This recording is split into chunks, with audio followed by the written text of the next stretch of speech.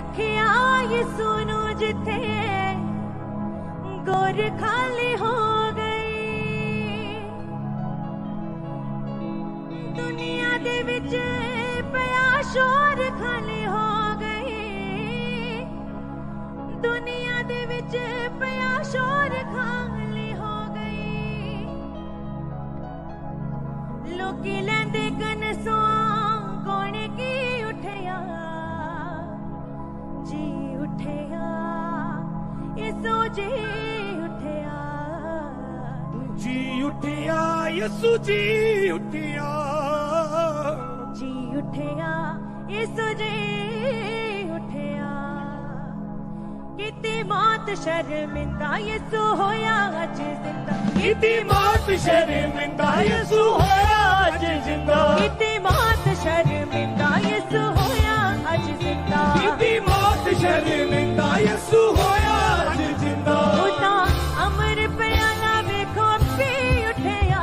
ओता अमर प्याला वेखो पी उठया।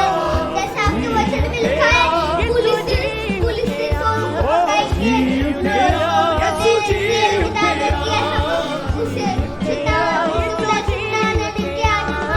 जी उठिया यसु जी उठिया। लोग कहता हूँ उसको गन से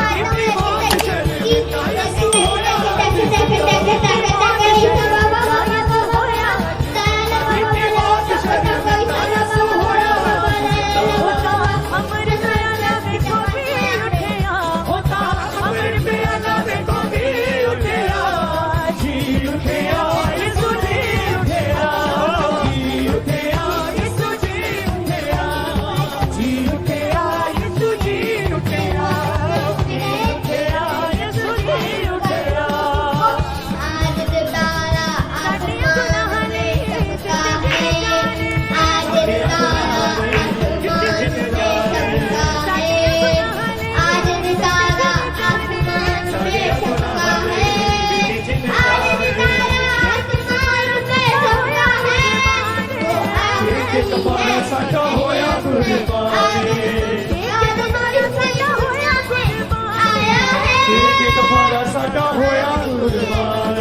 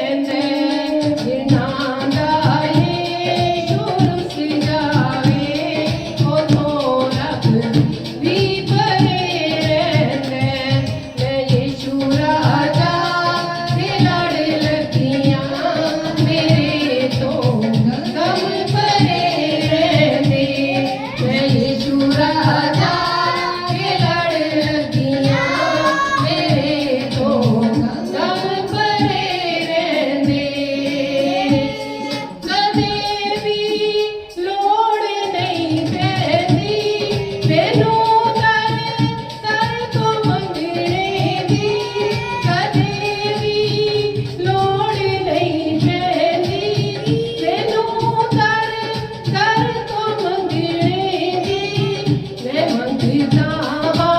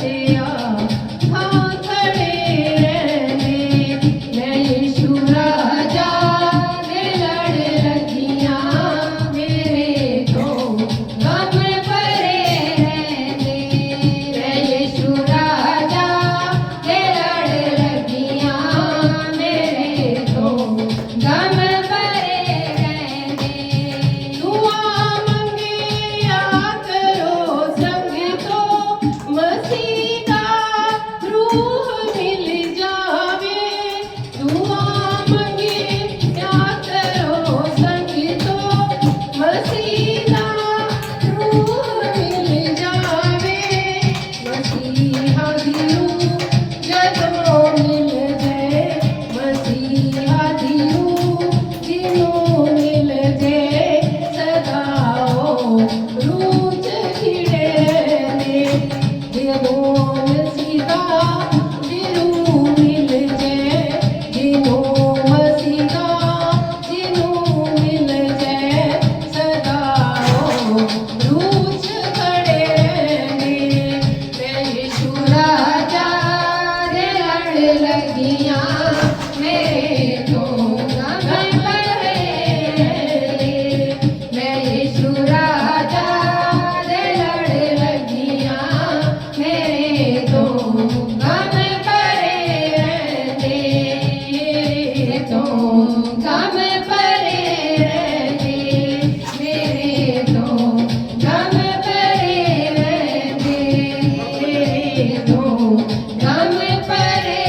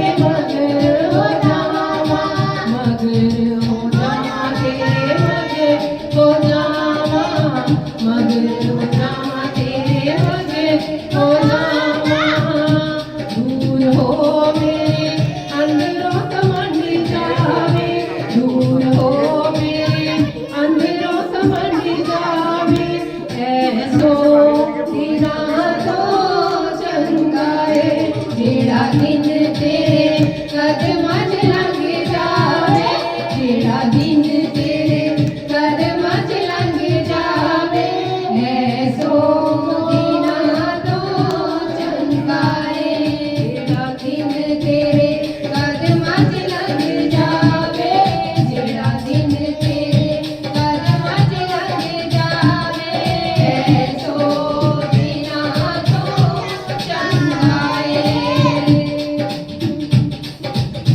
चुक लेंदा सारे मेरे बोझ नूं चुक लेंदा सारे मेरे बोझ नूं आनंद नाल भर जावे हर एक रोज नूं आनंद नाल भर जावे हर एक रोज नूं हर एक रोज नूं तू हर एक रोज नूं हर एक रोज नूं हर एक रोज नूं ਲੱਥ ਮੇਰੇ ਉੱਤੋਂ ਵਧੀਆਂ ਦੀ ਵੰਡ ਜਾਵੇ ਲੱਥ ਮੇਰੇ ਉੱਤੋਂ ਵਧੀਆਂ ਦੀ ਵੰਡ ਜਾਵੇ ਐਸੋ ਦੀਆਂ ਤੋਂ ਚੰਗਾ ਏ ਲੱਥ ਮੇਰੇ ਉੱਤੋਂ ਵਧੀਆਂ ਦੀ ਵੰਡ ਜਾਵੇ ਲੱਥ ਮੇਰੇ ਉੱਤੋਂ ਵਧੀਆਂ ਦੀ ਵੰਡ ਜਾਵੇ ਐਸੋ ਦੀਆਂ ਤੋਂ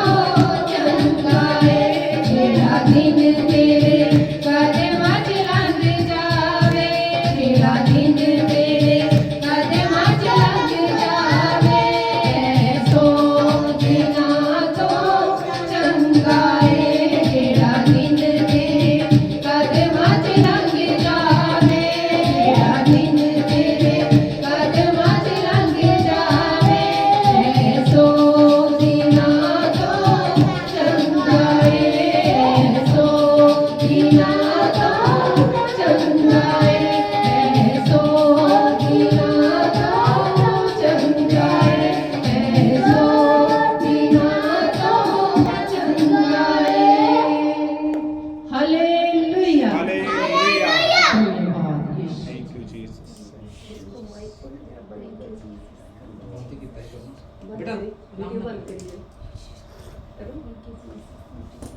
ਹਾਲੇਲੂਇਆ ਧੰਨਵਾਦ पूजा पूजा नगरी नगरी खबर नगरी नगरी खबर खुशी खबरी सबको सुनाओ खाली है उसकी खबर खाली है उसकी खबर मेरे लिए मेरे यीशु ने जान दी मेरे लिए मेरे यीशु ने जान दी मेरे लिए जी उठा मेरे खुदा जी उठा जी उठा जी उठा जी उठा जी उठा जी उठा जी उठा उसने वादा जो किया था दिल को पूरा हुआ दिल को पूरा हुआ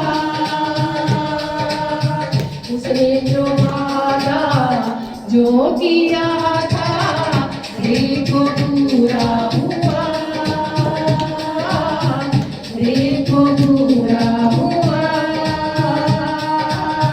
फिर से बनाई है कल उसने फिर से बनाई है कल उसने जिसको दिया था गिरा जिसको दिया था गिरा होकर जिंदा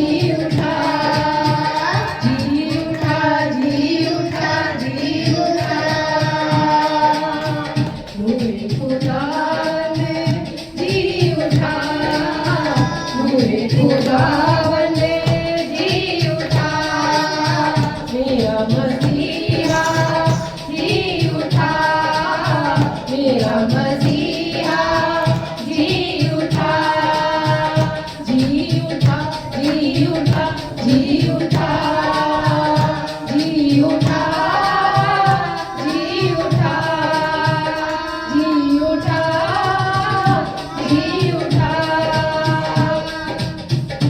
सभी मिलके बोलिए कि जी उठा।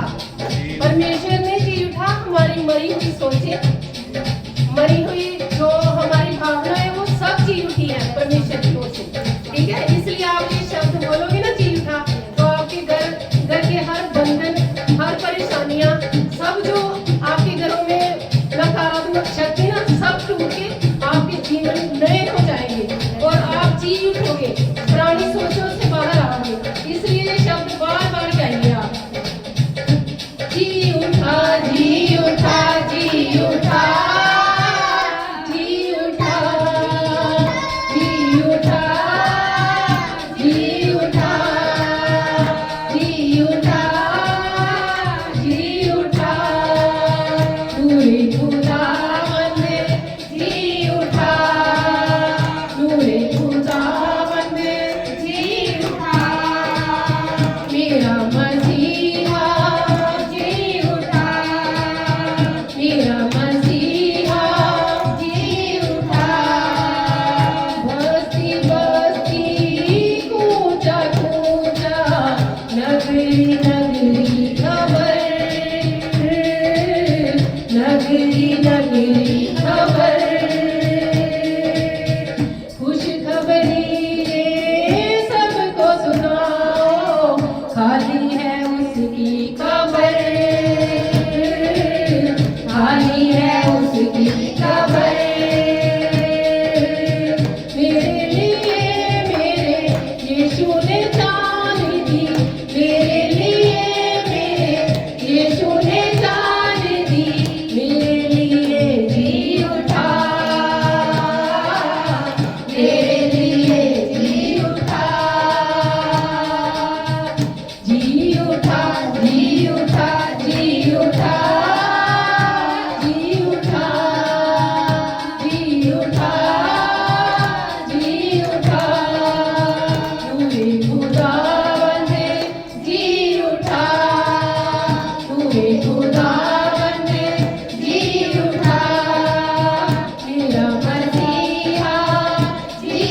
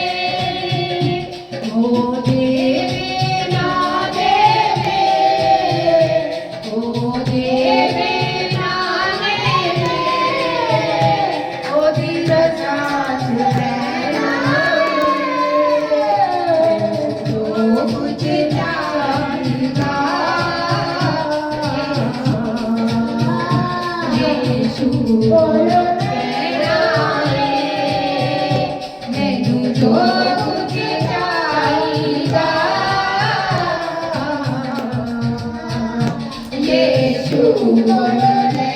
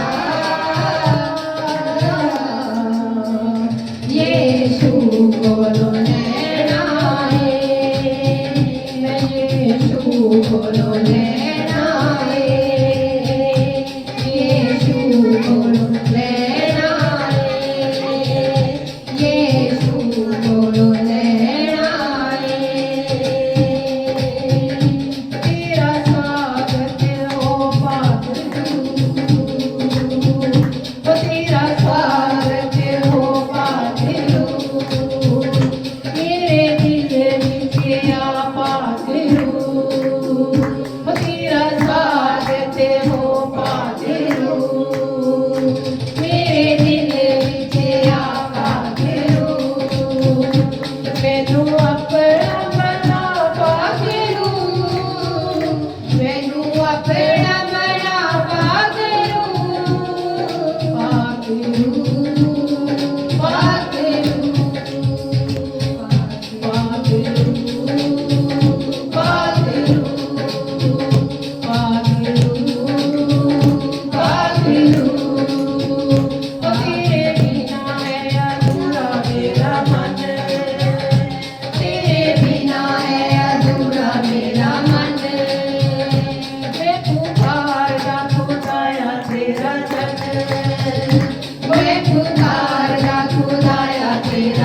चल पाए रोशनी नर यीशु मेरा मन पाए रोशनी नर यीशु मेरा मन मेरी रामा तेरे वचन च मन ओ मेरी रामा तेरे वचन च मन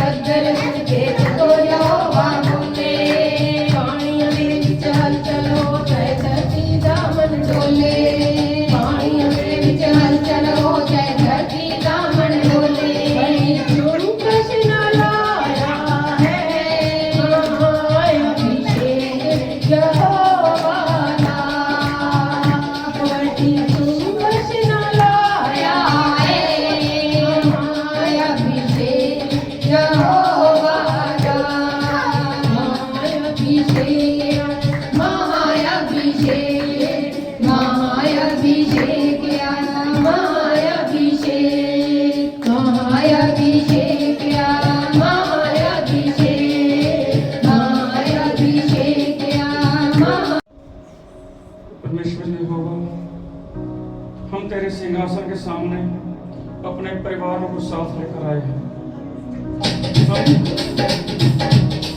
हम परिवारों को साथ लेकर आए हैं आपके सामने, सिंहासन के सामने, आपके चरणों में अपना शीश झुकाते हैं, आपसे प्रेयर करते हैं। आप दखल दो हमारी जिंदगी में, आप दखल दो परमेश्वरी होगा, हमारे परिवार में दखल दो, आप हमारे फाइनेंस में दखल दो, आप हमारी जिंदगियों में दखल दो। हमारे सिरों पर जो निराशा की राख है, उजड़े हुए वीराने खंडरों की राख है, आप अपना हर्ष का तेल हमारे सिरों पर लगाओ और हमें आप अपने नाम का ताज पहनाओ। हम पहचाने जाए कि हम यहोवा के बंदे हैं, हम यहोवा के बच्चे हैं। परमेश्वर यहोवा, जहां सभी नबी आपने इस दुनिया में भेजे कि जो आदम हवा ने गलती की उसको सुधारा जाए, लेकिन वो लोग और पाप से पाप करते गए और नबी इस काम में फेल रहे। आप अपना दुख दर्द, आप अपने दिल की बातें आदम हवा से करते थे, लेकिन जब वो धरती पर एक गलती के कारण अदन के बाग से निकाले गए तो आप उदास हो गए। आप किससे दिल की बातें करें, आपका दिल बेचैन रहने लगा। आपने नबियों से ये बात की कि दुनिया में जाओ, प्रचार करो और लोगों को जो पाप कर रहे हैं उन पापों से बचाओ। परमेश्वर यहोवा, लेकिन वो कामयाब नहीं हुए और फिर आपने अपने पुत्र को भेजा। जब वो आपने अपने पुत्र को भेजा, और बड़ी हैरानी वाली बात है कि जब वो आपका पुत्र इस धरती पर आया तो राजा हेरोदेस को बाहर से लोग आए, ज्योतिषी नबी जिनको बोलते थे, उसको बोलते हैं कि आपके राज्य में एक बच्चे का जन्म हुआ है जो यहूदियों का राजा है। बड़ी हैरानी वाली बात है हेरोदेस के लिए। उसने सोचा राजा मैं हूं, ये लोग पागल हैं जो एक बच्चे को राजा बोल रहे हैं। उन्होंने कहा नहीं, हमने देखा है, और वो तारा उनके आगे आगे चला और जहां पर प्रभु यीशु थे वहां आकर रुक गया। और आप देखिए कि एक तारा जब पृथ्वी से काफी दूर होता है तो उस तारे की इतनी गर्मी होती है कि पृथ्वी पर तबाहियां आती हैं, भूचाल आते हैं, वातावरण गर्म हो जाता है और पृथ्वी में भूकंप आने के कारण पृथ्वी में इतना ज्यादा विनाश होता है। लेकिन वो तारा किसकी अगुवाई के लिए आया था? वो परमेश्वर के पुत्र की अगुवाई के लिए आया था। उन लोगों को रास्ता बताने आया था कि परमेश्वर का पुत्र यहाँ है। इसलिए उस तारे का कोई प्रभाव, दुष्प्रभाव नहीं हुआ और उन लोगों ने परमेश्वर के दर्शन किए और भेंट देकर वहां से जब स्वर्गदूत ने बोला कि आप हेरोदेस को नहीं बताना, अपने अपने घरों को जाओ, तो उस हेरोदेस ने देखा कि वो लोग मेरे पास नहीं आए। उसने 2-2 साल के बच्चों को मरवा दिया और वो जो बच्चों की हड्डियां हैं आज भी यरूशलेम जो है उस जगह पर पड़ी हुई हैं। और हम अक्सर देखते हैं यूट्यूब पर भी, जहाँ हमारी मीटिंग बंदगी होती है वहाँ पर उसकी पिक्चर दिखाई जाती है। हमारे नबी संत फैज मसीह जी जब वहाँ यरूशलेम में गए तो उन्होंने वहाँ पर सभी वो फोटोएं, वो वीडियो हमको दिखाई और हमने देखा छोटे छोटे बच्चों की, 2-2 साल के बच्चों की जो हड्डियां पड़ी हुई हैं। और इसी कारण जो राजा जो फिर अपना फिरौन, राजा फिरौन की बेटी, जब मूसा की माँ ने उसको बचाने के लिए 2 साल के बच्चे को टोकरी में डाल के नहर में जो दरिया था, नदी थी, उसमें बहला दिया, छोड़ दिया, तो फिरौन राजा की बेटी ने उसको पाला। वो राजाओं की तरह रहा, लेकिन परमेश्वर ये नहीं चाहता था कि वो महल में रहे। तो वो वहां पर लड़ाई हो रही थी, मूसा ने वहां उसको एक तरफ का पक्ष लिया, उसके हाथों कत्ल हो गया और मूसा जो है मिस्र में भाग गया, क्योंकि परमेश्वर का ये एक मैप था, उसकी ये योजना थी कि जो मिस्र में गुलाम हैं उनको वहां से आजाद कराया जाए। परमेश्वर की योजना होती है जो हमको नहीं मालूम होता।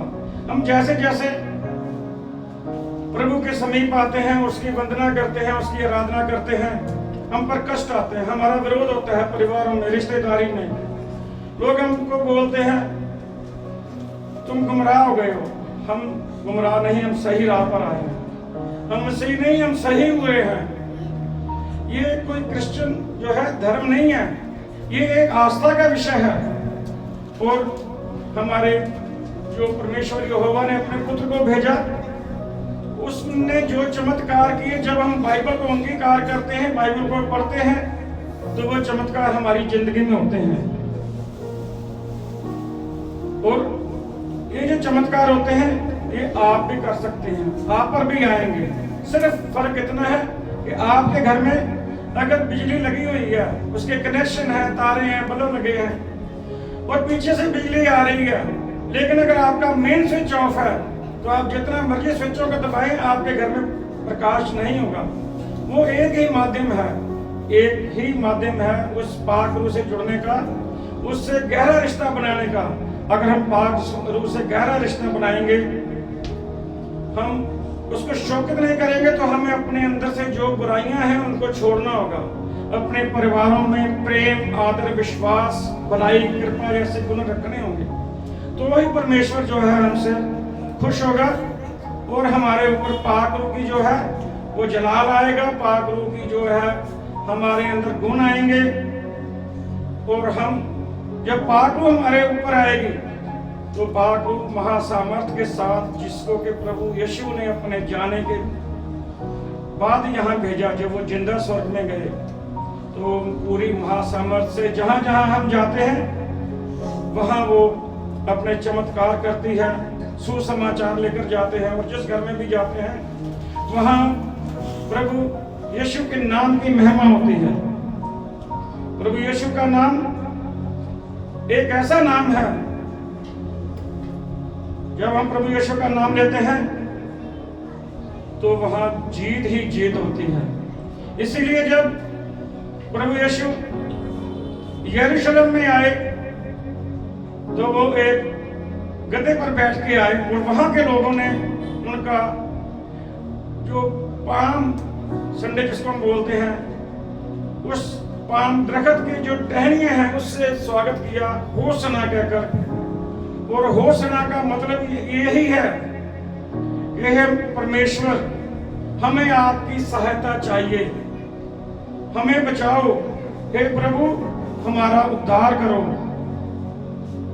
और वो प्रभु यीशु इसलिए आए थे कि जो लोग पापों में फंसे हैं उनको धर्मी कैसे बनाया जाए।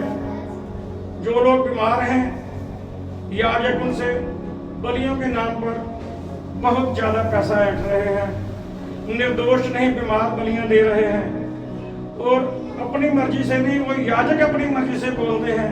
उन्होंने जो बलियों का काम था वो एक अकूत धन संपत्ति जमा करने का एक साधन बना लिया था। इसीलिए परमेश्वर को इस धरती पर अपने पुत्र को भेजना पड़ा और उनको अपने लहू बदन की जो है वो कुर्बानी देनी पड़ी, सलीब पर जाना पड़ा। और जब वो सलीब पर गए तो वहां पर उन्होंने जो हमारे लिए किया, जो हमारे लिए कोड़े खाए, कांटों का ताज पहना, वहां उसको सैनिकों ने फटे हुए कपड़े पहनाए और बोला ये देखो ये यहूदियों का राजा है। उसको ठट्ठा यानी कि मजाक करते थे, व्यंग करते थे। लेकिन उसके कोड़े खाने से आज हम चंगा हुए हैं, उसके 38 कोड़े खाने से आज हम बीमार। जब हम प्रभु यीशु का नाम लेते हैं तो हमारी बीमारियां जो है ऐसे गायब हो जाती हैं कि जैसे कभी थी ही नहीं। और ऐसी ऐसी बीमारियां जिनका इलाज डॉक्टरों के पास नहीं है, क्योंकि बाइबल में लिखा है जहां पर इस दुनिया की हिकमत जवाब दे जाती है, वो डॉक्टरों का डॉक्टर है, वो सेनापतियों का सेनापति है। उसके पास कोई भूमि नहीं है प्रभु यीशु मसीह के पास, लेकिन वो दुनिया का राजा है। क्योंकि जब हम यीशु नाम लेते हैं तो यीशु नाम लेने से ही हमारे जो उजड़े हुए खंडर हैं वो ऊंचे ऊंचे महलों में बदल जाते हैं। आज हम देखेंगे कि अपने नबी जो लूका, उनका वचन 19:1 से 10।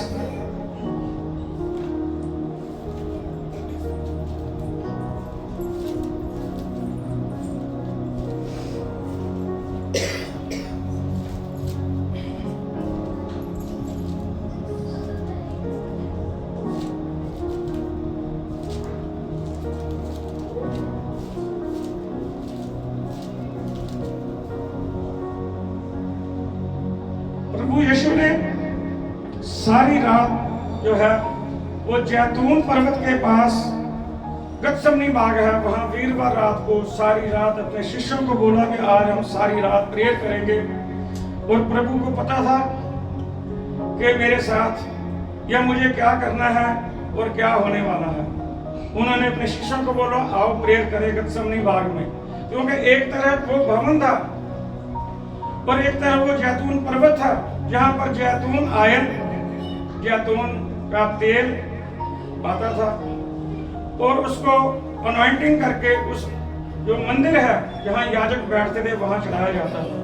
वो गतसमनी बाग इतना पवित्र बाग था, पाक बाग था, और प्रभु यीशु ने वहां पर रात को बैठकर प्रेयर की। लेकिन जब वो प्रेयर से उठे, उन्होंने देखा कि उनके सारे 12 के 12 जो चेले हैं सोए पड़े हैं। उन्होंने कहा कि देखो तुम सो गए हो और ये प्रेयर अभी चलनी है और आगे भी चलेगी। जो रात को प्रेयर करेंगे, वीरवार रात को मेरे नाम से, मैं उनके बीच में आऊंगा, वहां पर बड़े बड़े चमत्कार होंगे।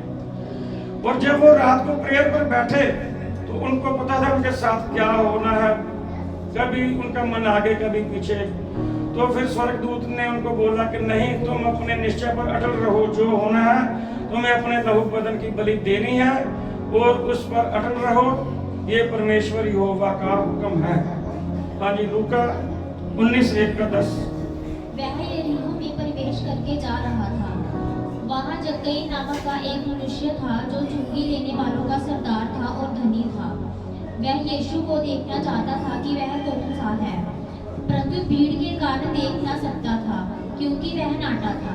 तब उसको देखने के लिए वह आगे दौड़कर एक गुल के पेड़ पर चढ़ गया।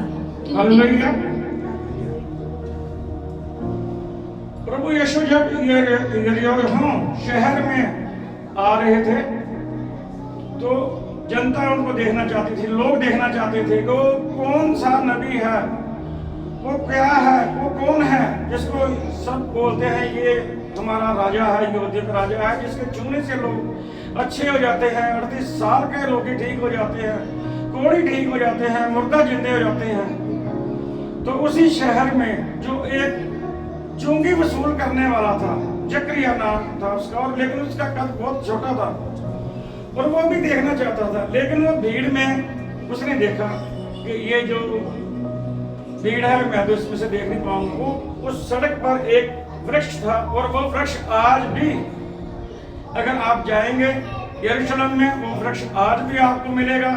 और देखो कि जिस वृक्ष पर वो जकरिया चढ़ा तो प्रभु की दृष्टि उस पर पड़ी। प्रभु जान गए कि यहाँ पर मेरा चाहने वाला है। उन्होंने वहां खड़े होकर उसको आवाज लगाई, भाई तुम वृक्ष पर क्यों चढ़ा है जकरिया, नीचे आ। लोगों ने बोला प्रभु आप इसको आवाज लगा रहे हैं, ये जो गुलर के दरख्त पर चढ़ा है ये आदमी ठीक नहीं है। लेकिन वो प्रभु जानते थे कि मैं जो गलत है उनको ही ठीक करने आया हूँ। हाँ जी, आगे पढ़ा जाए। तब उसको देखने के लिए वह आगे दौड़कर एक गुलर के पेड़ पर चढ़ गया, क्योंकि यीशु उसी मार्ग से जाने वाला था। जब यीशु उस जगह पहुंचा तो ऊपर दृष्टि करके उससे कहा, हे जक्कई झट उतर आ, क्योंकि आज मुझे तेरे घर में रहना अवश्य है। पर तुरंत उतरकर अनंत से उसे अपने घर ले गया। ये देखकर सब लोग कुड़कुड़ाकर कहने लगे, वह तो एक पापी मनुष्य के यहाँ जा उतरा है। जक्कई ने खड़े होकर प्रभु से कहा, हे प्रभु, देख मैं अपनी आधी संपत्ति कंगालों को देता हूँ, और यदि किसी का कुछ भी अन्याय करने के लिए लिया है तो उसे चौगुना फेर देता हूँ। हालेलुया। जब प्रभु यीशु उस रास्ते से गुजरे तो उन्होंने देखा कि ये जो जकरिया है ये यहाँ पर एक वृक्ष पर चढ़ा हुआ है। उन्होंने उसको आवाज लगाई कि भाई नीचे आ, जल्दी आ, मैं तुझसे मिलना चाहता हूँ। वो नीचे उतरा और प्रभु ने कहा कि भाई तू मुझे देखना चाहता है, लेकिन अब मैं तुझे देखना चाहता हूँ। और जकरिया इतना खुश हुआ, उसने प्रभु को बोला कि आप मेरे घर चलो, आप मेरे साथ आओ, मेरे घर चलो। और लोग देख रहे हैं कि ये क्या हो रहा है, ये तो पापी आदमी है जो प्रभु को अपने घर बुलाना चाहता है। वो प्रभु से बोलने लगे, भाई प्रभु यीशु जी, ये बंदा बहुत पापी है, जहाँ 10 रुपए चुंगी होती है वहां ये 100 लेता है, आप इसके घर ठहर रहे हैं। जकरिया को एहसास हुआ कि मेरा जो है इस जन्म में मैं इतने पाप कर चुका हूँ। जब उसने प्रभु यीशु को देखा तो उसके मन में एक पलटा आया, उसका उसी वक्त स्वभाव चेंज हो गया। उसने बोला कि प्रभु, मैंने जितनी दौलत कमाई है वो मैं गरीबों में दान करता हूँ, और जो आगे से होगा मैं पूरा पूरा वही उनसे वसूल लूंगा, और मैं अपने आप को आपके चरणों में सुपुर्द करता हूँ, मैं आगे से कोई पाप नहीं करूंगा। हाँ जी, आगे। जक्कई ने खड़े होकर प्रभु से कहा, हे प्रभु देख, मैं अपनी आधी संपत्ति कंगालों को देता हूँ, और यदि किसी का कुछ भी अन्याय करके ले लिया है तो उसे 4 गुना फेर देता हूँ। तब यीशु ने उससे कहा, आज इस घर में उधार आया है, इसलिए कि ये भी अब्राहम का एक पुत्र है, क्योंकि मनुष्य का पुत्र खोए हुओं को ढूंढने और उनका उद्धार करने आया है। हालेलुया।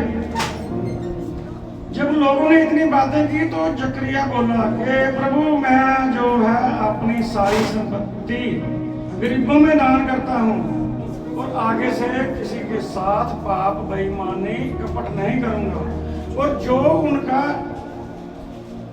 वसूल चुंगी लगान बनता होगा वही उनसे लूंगा, और अगर मैं किसी से धोखा करूं तो मैं उसको उसका 4 गुना वापस करूंगा। मैं अब तौबा करता हूं कि मैं आगे से कोई पाप नहीं करूंगा। तो प्रभु ने बोला, प्रभु यीशु जी बोल रहे हैं कि इस खानदान के लिए आज मुक्ति आ गई है, ये खानदान आज मुक्त हुआ है, मैं इसको मुक्त करता हूं, मैंने इसको चुना है। मसूलिया भी परमेश्वर दे चुने हुए लोगों विचों एक है। क्यों मैं इन्हों चुनिया, क्यों मैं इसको मुक्त करता हूं कि इसको भी प्रभु ने बनाया है, ये भी प्रभु का बच्चा है, ये भी यहोवा का बच्चा है। अगर इसने गलती की है तो मैं इसको माफ करता हूं। आपके भी अगर परिवार में, रिश्ते में कोई लोग आपसे द्वेष करते हैं, ईर्ष्या, जलन, भेदभाव करते हैं, तो आप उनको माफ करो। अगर आप उनके माफ करोगे तो जो प्रभु है यहोवा, वो उनके पाप जो है माफ करेगा। जिसके पाप आप माफ करेंगे, जिसके लिए आप अपने दिल से दुआ करेंगे, अगर आपका कोई भी दुश्मन है, आपके विरोध में है, तो आप जब शाम को, रात को, जब भी आपको मौका मिले प्रेयर में बैठे, तो यही जो है परमेश्वर यहोवा के आगे दुआ करें, प्रभु यीशु से यही मांगे, हे परमेश्वर, जो मेरे विरोधी हैं उनके लिए मेरे दिल में घृणा खत्म हो, आप उनका मन में फिराव लाओ, मैं अपनी तरफ से उनको माफ करता हूँ। उनका स्वभाव में पलटा आए, उनके स्वभाव में नरमी आए, उनके स्वभाव में विश्वास आए, उनके स्वभाव में भलाई, दयालुता, ऐसे ऐसे गुण जो है पापों वाले, वो गुण उसमें आए। इसीलिए जो है प्रभु यीशु ने कहा कि मैं उन लोगों को जो अपने रास्ते से गुमराह हुए हैं, पापों में हैं, मैं उनको ढूंढ ढूंढ कर प्रभु के साथ जोड़ने आया हूँ कि प्रभु के जो बच्चे हैं, अगर जैसे हमारे परिवार में कोई लड़का, बेटा, बेटी कोई गलती करता है, तो हमारा ये मिशन होता है कि हम अपने बच्चे को सुधारें। तो जो प्रभु यीशु थे वो ये मिशन लेके आए थे कि जो भी लोग गलतियां कर रहे हैं, गलतियां कर चुके हैं, मैंने उनको जो है सुधारना है। जो पापों के कारण दुखी हैं, बीमार हैं, मैंने उनको चंगा करना है। और वो इन्हीं बातों के लिए जो है प्रभु का सुसमाचार फैलाते थे। और क्योंकि वो एक गधे पर बैठ के आए थे, गधा शांति का प्रतीक होता है, वो शांति, घोड़ा जो है वो लड़ाई में विजय एक युद्ध का संकेत होता है, लेकिन गधा वो जो होता है, गधा गधी, ये एक शांति के दूत गिने जाते हैं। इसीलिए जो है परमेश्वर ने ये चुना कि मैं गधे पर बैठकर जाऊं।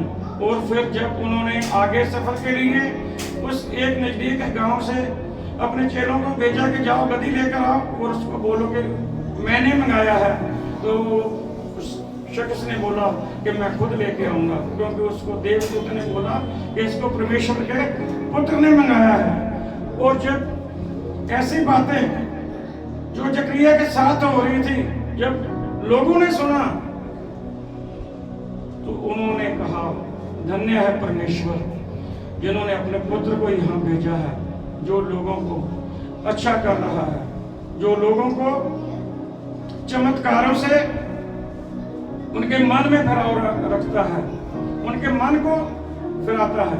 क्योंकि यशायाह 61:7 में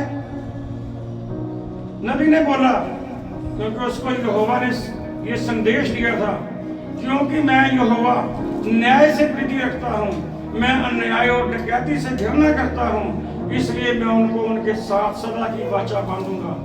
अब जैसे हमारे बच्चे जवान हैं और हम उनको उसके वो साथ में कोई स्कूल है, तो वो स्कूल वालों को इस बात की कोई चिंता नहीं होती हमारे बच्चे क्या कर रहे हैं क्या नहीं करते। लेकिन अगर जब हम उसको अपने बच्चों को स्कूल में दाखिल करवा देते हैं, तो फिर उस स्कूल के जो प्रिंसिपल मास्टर हैं, पढ़ाने वाले हैं, उनकी जिम्मेदारी हो जाती है कि वो हमारे बच्चों को जो है पाठ दें, सबक दें, पेपर दें और उनसे देखें कि वो क्या सीख रहे हैं, क्या गलत है, क्या सही है।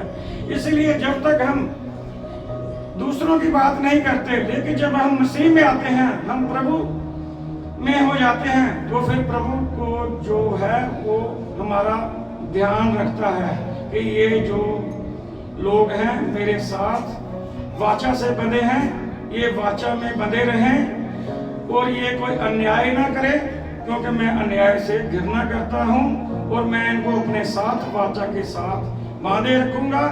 और जो पाक रूह है वो इनके हमेशा साथ रहेगी, इन पर जो है महासामर्थ उनके साथ रहेगी।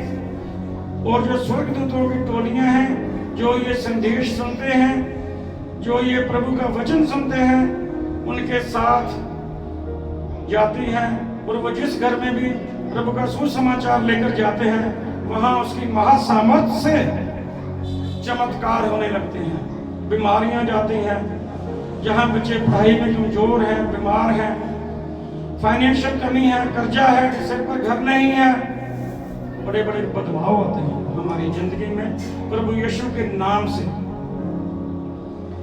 और ईश्वर जब हम प्रभु यीशु के नाम से उसको पुकारते हैं, इंस्टेंट मेडिकल चमत्कार होते हैं। और ऐसे ऐसे चमत्कार होते हैं जो हम जिंदगी में कभी सोच भी नहीं सकते कि ऐसा कभी हो सकता है।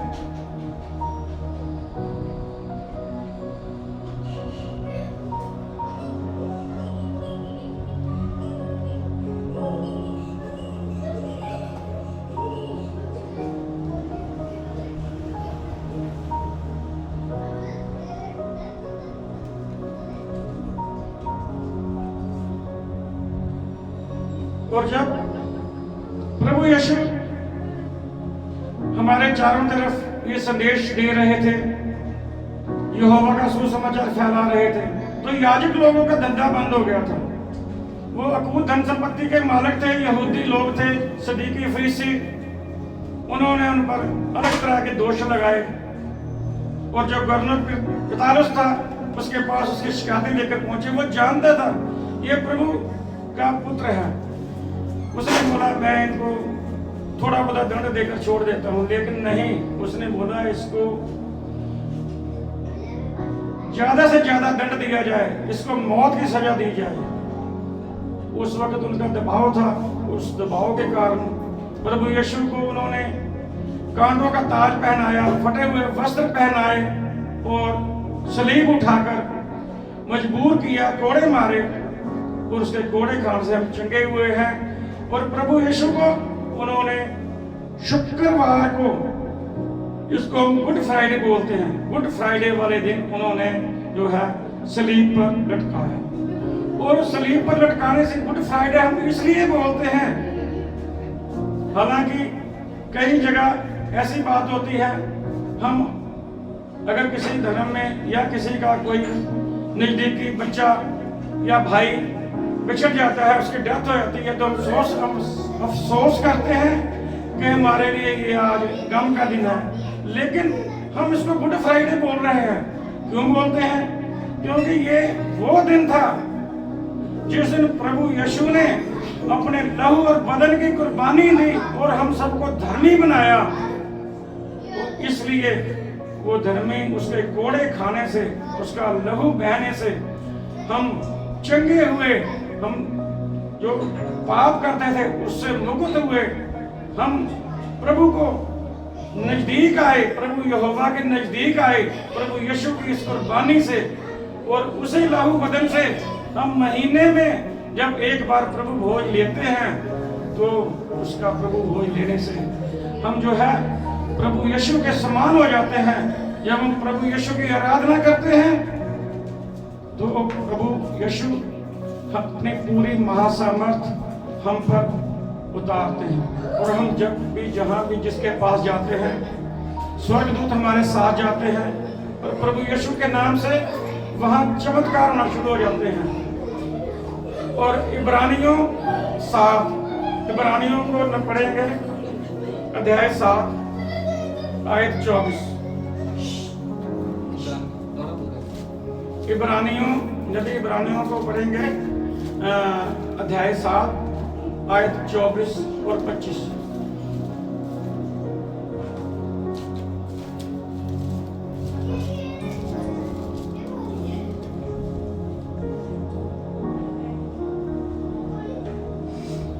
पर वह युगानुयुग रहता है, इस कारण उसका याजक पद अटल है। इसीलिए जो उसके द्वारा परमेश्वर के पास आते हैं वह उनका पूरा उद्धार कर सकता है, क्योंकि वह उनके लिए विनती करने को सर्वदा जीवित है। अतः ऐसा ही महायाजक हमारे योग्य था, जो पवित्र और निष्कपट और निर्मल और पापियों से अलग और स्वर्ग से भी ऊंचा किया हुआ है। हालेलुया। प्रभु यीशु जो शुक्रवार को सलीब पर चढ़ाए गए, और शनिवार का दिन जो है वो सबत का दिन भी होता है, और संडे रविवार को उनकी कब्र पर उन जो राजा थे उसके इतने सैनिक थे, इसलिए कि लोग जो है वहां पर कोई गड़बड़ ना करें, उसकी कब्र में से उसका जो शरीर है उसको ना ले जाए, कोई दंगा ना करें। उन्होंने उसकी कब्र पर एक बड़ा पत्थर रखा और उस पर एक सरकारी मोहर लगा दी, और वहां सैनिक लगा दिए कि अगर कोई कब्र को छेड़ेगा तो उस पर राजद्रोह का मुकदमा दर्ज किया जाएगा और उसको भी सलीब पर लटका दिया जाएगा। लेकिन रविवार सुबह जब वो सैनिक कब्र की तरफ देखते हैं तो उन्होंने देखा कि वो पत्थर एक तरफ लुढ़का हुआ था, और जो राजा की मोहर थी उसका कहीं पता ही नहीं था। और जो मरियम मगदलीनी थी वो वहां रात में बैठी हुई थी कि मैं रविवार को प्रभु के दर्शन करूंगी, और प्रभु उसको मिले तो बोले तुम्हें शांति मिले, जिसको तुम ढूंढने जा रही हो वो वहां नहीं है। ये उसको आवाज कानों में आई, और जब वो कब्र में गई तो प्रभु वहां नहीं थे। वो उसके बाद में अपने चेलों के बीच में प्रकट हुए, और जब चेलों के बीच में प्रकट हुए तो वो चेले डर गए। उन्होंने कहा घबराओ नहीं, ये मैं हूं। और वो वहां पर धरती पर जितने दिन रहे अपने शागिर्दों को, चेलों को उन्होंने जो वचन दिए उन वचनों को हम आगे उनका प्रचार करते हैं। क्यों? क्योंकि ये जो हमारा यीशु है ये जिंदा स्वर्ग गया था, जिंदा खुदा है हमारा, और यीशु सदा जिंदा है। वो कदे भी जाजक होने तो नहीं हटेगा। और वो परमेश्वर यहोवा का जो पहले याजक थे उनसे बड़ा याजक जाना जाता है आज। इसलिए वो जितने हम मसीह लोग हैं उसने अपने लहू बदन की कुर्बानी दी और वो हमारा मुक्तिदाता है। कोई भी और लोग हैं वो बोलते हैं तुम मंजिल दिखाते हैं, लेकिन यहाँ पर बाइबल में हमें यहोवा ने बोला मत डर, मैं तेरे अंग हूँ। ये परमेश्वर ने हमारे को वचन दिया है, मेरा फतेहमंद हाथ तेरे ऊपर हमेशा तेरे कंधे पर रहेगा, मेरा दायां फतेहमंद हाथ हमेशा तेरे कंधे पर रहेगा और मैं तुझे हमेशा संभाले रखूंगा। इसलिए हमें प्रेयर के साथ हमेशा पाक रूह के साथ अपना रिश्ता गहरे से बनाना है। अगर हम अपना पाक रूह से रिश्ता गहरे से बनाएंगे वो शोकित नहीं होगी, क्योंकि वो प्रभु यीशु द्वारा भेजी गई है। क्योंकि प्रभु यीशु जब जिंदा स्वर्ग को गए तो उसका अधूरा मिशन था, जो आगे के लिए मिशन था वो उन्होंने पाक रूह के लिए जिम्मा लगाया।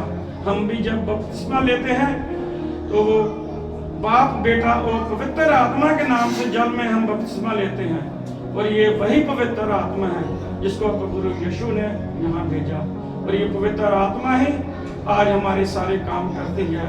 इसकी महासामर्थ से हम बड़े बड़े चमत्कार देखते हैं, बड़े बड़े चमत्कार होते हैं, और जब हम इसके साथ एक रिश्ता गहरा रिश्ता कायम रखते हैं अच्छे से, अपनी सारी पुरानी जिंदगी को भूल कर अपना कदम इसकी तरफ बढ़ाते हैं पाक रूह के साथ, हमारा रिश्ता प्रभु यहोवा से और यीशु से और गहरा हो जाता है, और हमारी जिंदगी में एक पलटा आता है, एक बदलाव आता है, और हमारी जिंदगी जो प्रभु के नाम हो जाती है, हम उसके हो जाते हैं, और हम अपनी सब जो दिल की इच्छाएं होती हैं भूल जाते हैं।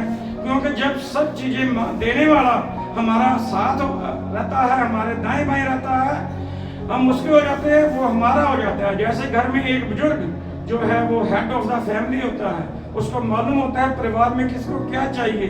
जब हम गहरे दिल से गहरा रिश्ता बनाते हैं यहोवा के साथ, तो उसको मालूम होता है कि ये मेरे बच्चे हैं, इनको क्या चाहिए। वो हमारी निराशाओं को, वीरान खंडरों को, जो जहाँ पर हमको शर्मिंदगी झेलनी पड़ी लोगों की नजरों में, वहां से वो उठाता है, हमारे सिरों से शर्मिंदगी की राख को दूर करता है, और हमारे सिरों पर अपना हर्ष का तेल लगाकर हमारे सिरों पर अपना ताज रखता है, जिसके नाम से शैतान, बुरी ताकतें, विरोधी लोग हमारे जो है उसी वक्त राख हो जाते हैं। उस महासामर्थ की आग से जो हमारे विरोधी हैं वो राख हो जाते हैं और उन बालहीन हो जाते हैं।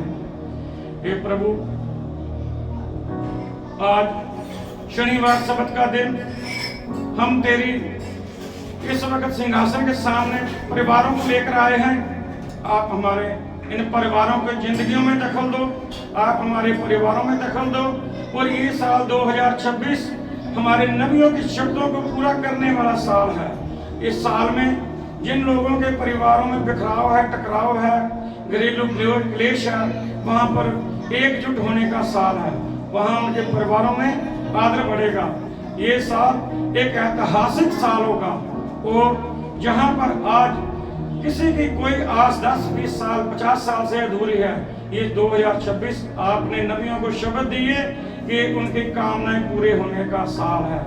ये प्रभु यहोवा, प्रभु यीशु, तेरे नाम से, तेरे जलाल से आप हमारे इन परिवारों पर जो ये वचन सुन रहे हैं, आज की शाम अपना 10 बड़ा हाथ रखो, अपना फजल वाला, फतेह वाला हाथ इन परिवारों के सिरों पर रखो, और ये लोग जहां भी जाएं, ये परिवार, ये सदस्य जहां भी जाएं, आपकी पाक रूह अपनी महासामर्थ के साथ इनके साथ जाए, और ये जहां जाएं उन घरों में प्रभु यीशु के नाम से चमत्कार हो, और जहां वहां जादू टूना क्लेश, घरेलू क्लेश चल रहे हैं, वो महासामर्थ की आग में जल जाएं, वो जादू टूना चिल्लाते हुए, चिल्लाते हुए उन घरों को छोड़ के जाए।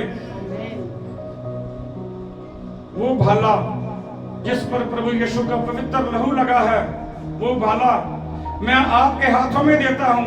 आप उन परिवारों की तरफ देखो जहाँ पर जादू टूना, घरेलू क्लेश है, जहाँ फाइनेंस की तंगी है, वो भाला आप उन घरों की तरफ फेंको, कि वहां पर जो शैतानी ताकतें हैं, जादू टोना क्लेश, वो वहां से सदा के लिए चले जाएं, उनके श्राप टूट जाएं। प्रभु यीशु, आपने हम सबको धर्मी बनाया अपने लहू बदन की कुर्बानी से। आपका ये जलाल हम पर सदा हमेशा बना रहे और हम आपके चरणों में, आपके सिंहासन के सामने यही प्रेयर करते हैं कि हमारे जो बच्चे हों आगे, चाहे वो कितना भी पड़ जाए, वो आत्मिक हों, आत्मिक रहें, आपके मिशन के साथ जुड़े, आपके साथ भी उनका उतना प्यार हो जितना हम आपसे प्यार करते हैं, जितना आप हमसे प्यार करते हैं। परमेश्वर यहोवा, आप हमारे परिवारों पर बस यही एक प्रेयर सुनते रहो और हम पर दर्श बनाए रखो, हम पर अपना फजल बनाए रखो। आपके नाम की महिमा हम हमेशा तन मन धन से करते रहें, आपका समाचार फैलाते रहें और आप जो हमारे विरोधी है वो आपके प्रचार करते हुए हमारे सामने न टिके। आपके जलाली हाथ उनको मिट्टी में मिला दें, उनका मन फिराव करें और वो लोग भी आपके मिशन में हमारे साथ जुड़े। God bless you, God bless you, God bless you. आमीन, आमीन, आमीन।